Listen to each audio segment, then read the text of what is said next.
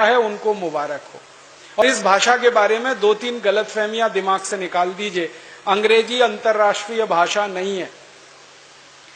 200 देश हैं, उनमें से सिर्फ 14 देशों में अंग्रेजी चलती है, बाकी कहीं अंग्रेजी नहीं। फ्रांस में फ्रेंच है, जर्मनी में जर्मन है, रूस में रशियन है, जापान में जापानीज है, चीन में चाइनीज है, हॉलैंड में उनकी अपनी भाषा है, डेनमार्क में डेनिश है। सब देशों की अपनी भाषाएं हैं। अंग्रेजी सिर्फ उन्हीं देशों में है जो अंग्रेजों के गुलाम थे। Australia, New Zealand, Canada, Bharat, Pakistan, Bangladesh, America, ये सब अंग्रेजों के गुलाम देश हैं, इसलिए अंग्रेजी, बाकी नहीं है।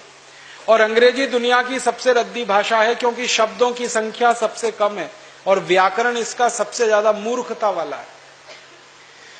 यूनाइटेड नेशंस में भी अंग्रेजी नहीं चलती, वो फ्रेंच में काम करते हैं। एक बार मैंने पूछा उन लोगों को कि आप अंग्रेजी में काम क्यों नहीं करते, उन्होंने कहा बेकार भाषा है। फ्रेंच में क्यों काम करते हैं, वो कहते हैं बहुत वैज्ञानिक भाषा है। मैं पूछा फ्रेंच की वैज्ञानिकता क्या है, तो उन्होंने मुझे इतनी गहरी बात कही। उन्होंने कहा कि फ्रेंच में शब्द रूप और धातु रूप दोनों अलग अलग हैं।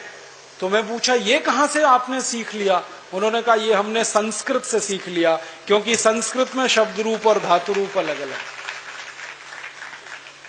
संस्कृत दुनिया की सब भाषाओं की मां है, इसलिए संस्कृत सीखिए, लोगों को सिखाइए, संस्कृत बोलिए, लोगों को बुलवाइए। हिंदी सीखिए, हिंदी सिखाइए, मराठी, तमिल, तेलुगु, कन्नड़ सीखिए, सिखाइए। इस अंग्रेजी की टांग मत तोड़िए। फिर आप बोलेंगे जी दुनिया में व्यापार करना है तो अंग्रेजी चाहिए, बिल्कुल नहीं चाहिए। जापान के लोग सारी दुनिया में व्यापार करते हैं जापानीज में, जर्मनी के लोग सारी दुनिया में व्यापार करते हैं जर्मन में, रूस के लोग सारी दुनिया में व्यापार करते हैं रशियन में। अगर वो ये सब कर सकते हैं तो हम भी कर सकते हैं हिंदी में और संस्कृत में। अंग्रेजी सिर्फ उन्हीं लोगों को सीखनी चाहिए जो इंग्लैंड जाएं, और जब जाएं वीजा मिले तो सीख लेना। अभी से क्यों दिमाग खराब कर रहे हो अपना। और इंग्लैंड जाने का वीजा 115 करोड़ को तो मिलने वाला है नहीं, तो जबरदस्ती बचपन से क्यों सिखा रहे हो इन सबको। और इसका सबसे बड़ा दुष्परिणाम जानते हैं क्या होता है, जब मार मार के किसी बच्चे को आप अंग्रेजी सिखाते हैं, उसकी जिंदगी का 6 गुना समय आप बर्बाद कर देते हैं। जो बात बच्चा मातृभाषा में 1 घंटे में सीखता है, वही बात अंग्रेजी में सीखने में 6 महीने लग जाते हैं उसको। कितना समय बर्बाद किया आपने उसको। मैंने एक दिन हिसाब निकाला, सारा पाठ्यक्रम हम हिंदी में कर दें, मातृभाषा में कर दें, तो इंजीनियरिंग की पढ़ाई 2 साल में हो जाती है, मेडिकल की पढ़ाई 1.5 से पौने 2 साल में हो जाती है। इतना समय हम बचा सकते हैं। पहली कक्षा से 12वीं कक्षा तक अंग्रेजी हटा दी जाए तो जितना 12 साल में हम बच्चों को सिखाते हैं वो 2 साल में सिखा सकते हैं।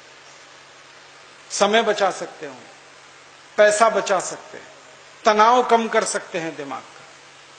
इसलिए हम चाहते हैं कि पूरी शिक्षण व्यवस्था इस देश में मातृभाषा में हो, बचपन से लेकर उच्च शिक्षा तक। और अंग्रेजी का प्रयोग इस देश में खत्म हो, चाहे वो सुप्रीम कोर्ट में, चाहे हाई कोर्ट में। अगर सुप्रीम कोर्ट में हम मुकदमा करें तो मैं हिंदी जानता हूं, जज को भी हिंदी आनी चाहिए, और जज अगर हिंदी नहीं जानता तो उसको सुप्रीम कोर्ट में लाने की जरूरत क्या है। जिनको हिंदी आती है उनको जज बनाओ,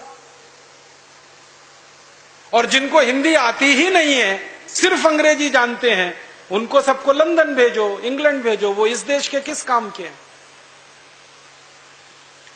पैसा हिंदी वासी लोगों के खून पसीने की कमाई के टैक्स का लेंगे और न्याय अंग्रेजी में देंगे, ये कौन सी व्यवस्था।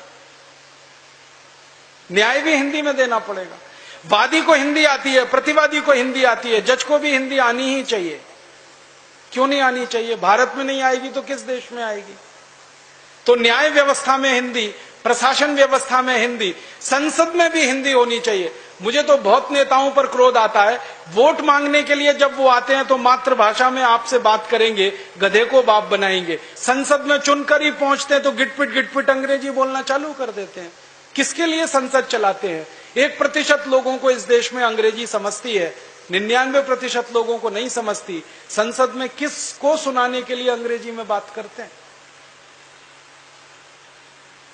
मुझे भारत के पूर्व प्रधानमंत्री श्री अटल बिहारी वाजपेयी की एक बात याद आती है। वो कहा करते थे कि यूनाइटेड नेशन न्यूयॉर्क में जाके हिंदी बोलना आसान है, भारत की संसद में हिंदी बोलना बड़ा मुश्किल का काम है, इतनी अंग्रेजियत हमारे देश में आ गई। अटल जी ने न्यूयॉर्क में संयुक्त राष्ट्र में हिंदी में धारा प्रवाह भाषण दिया था। वो कहते हैं कि यहां झक मार के अंग्रेजी में बोलना पड़ जाता है, अपनी संसद। ये शर्मनाक स्थिति बदलनी पड़ेगी हमें। मातृभाषा में सारे काम हमें करने हैं। हमें हमारे जीवन में कुछ संकल्प लेने हैं, वो ये, हम भारतवासी हैं तो भारतीय भाषाओं में अपने जीवन को चलाएं।